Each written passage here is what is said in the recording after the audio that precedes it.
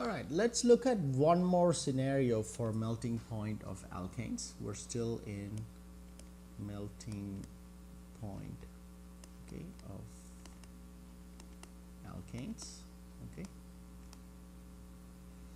what if we have, for this purpose I'm going to take a single compound and write it multiple different ways, like I've taught you how to write isomers. Okay, so let's say I have my compound as C5H12.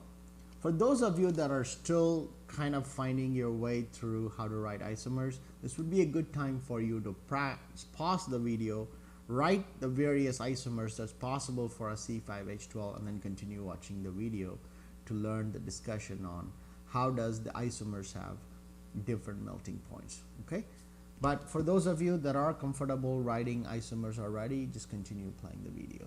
All right, so I'm just going to write our straight chains because of time factor. So this is my straight chain isomer. This is one of them. So I'm going to get my black. That's one. This is my first isomer of the pile. Let me go get my red again.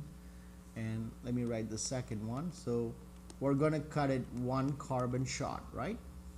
Right, so it'll be this, right? This is my second isomer. Okay, sorry, let me delete this, get the black color instead of red, just to be consistent. Okay. All right, so black. Okay, that's two. And then we got only one more way before we hit our TSA checkpoint, right? I mean, if we move this CH3 here, that is same as this. That's not an isomer, right? So I'll just write the second possible combination, which would be this, right? And that would be our, I guess you can't go really any further than that. So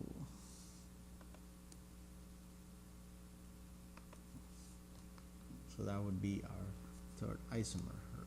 Oh, for some reason it didn't really change the color. Okay, I don't want my red, I want it to be black. Okay. Now they're isomers of the same compound C5H12, right? It's easier situation.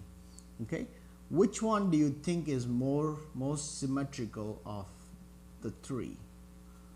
Okay, will be this, right? And which one would be the this is not symmetrical at all, right? Right?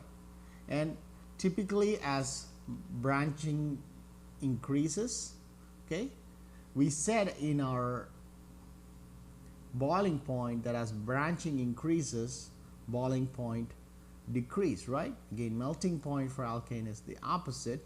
Okay, the more branching, okay, the melting point does decrease, sorry, melting point does increase, but then when it becomes extremely symmetrical, melting point is going to be the highest. Okay, so compared to 1, okay, 2 has, this is melting point by the way, so compared to 1, 2's got branching, and I said branching does increase melting point compared to boiling point, where in alkanes when you have branching, boiling point decreases, right?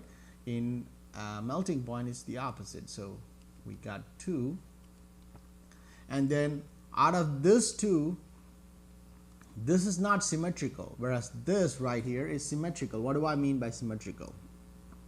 Everything looks the same on both sides, so that would have to have the highest melting point of 3. Okay, so compared to 1 and 2, let me get my color. Okay, compared to 1 and 2, it's the branching that immediately affects, right? It's the branching that immediately affects, right? Okay,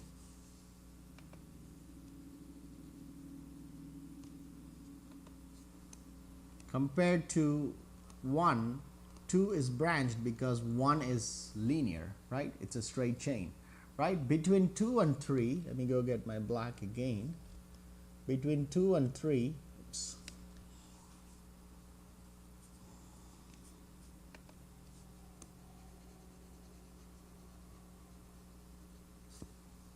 okay, between my 2 and 3, okay, it's a question of symmetry. Which one is more symmetrical? Okay, 3 is more symmetrical than 2, so 3 would have the highest melting point and 1 would have the lowest melting point of the 3. Okay, and typically if I were to test you this question, then I would most likely would test you within a particular compound.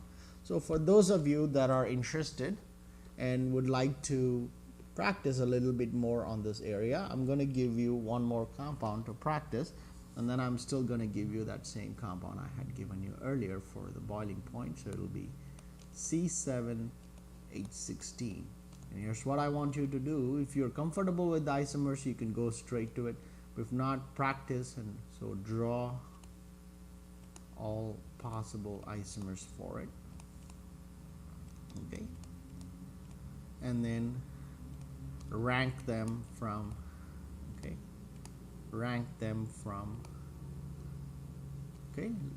lowest to highest melting point. All right, so practice that and then let me know if you have any questions, and in the next video I'll probably put a solution for this. All right, stay tuned.